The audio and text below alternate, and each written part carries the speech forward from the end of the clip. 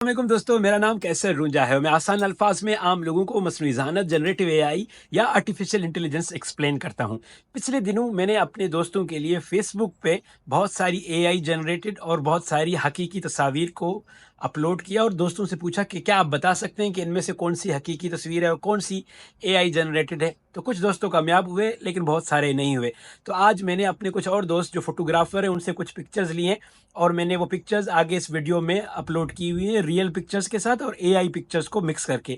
تو آپ کا کام یہ ہے کہ آپ یہ ویڈیو دیکھیں گے اور آپ نیچے نمبر بھی تصویر کے نظر آ رہے ہوں گے، آپ تصویر کو دیکھیں گے، ویڈیو کو پاز کر سکتے ہیں، زوم کر سکتے ہیں اور پھر مجھے بتائیے کہ اس نمبر کی جو تصویر ہے کیا یہ حقیقی ہے یا اے آئی جنریٹڈ ہے۔ اس ایکٹیویٹی کا مقصد یہ ہے کہ ہم عام لوگوں کو بتا سکیں کہ اے آئی کس قدر پاورفل ہو گئی ہے۔ جہاں یہ بہت سارے فائدے بھی دے گی، وہاں یہ بہت سارے خطرات کو بھی ہمارے سامنے لے کے آئے گی، جس کے لیے ہمیں تیار ہونے کی ضرورت ہے۔ آپ پہلے اس ایکٹیویٹی کا حصہ بنیں، پھر اگلی ویڈیو میں آپ کو بتاؤں گا کہ آگے کرنا کیا ہے۔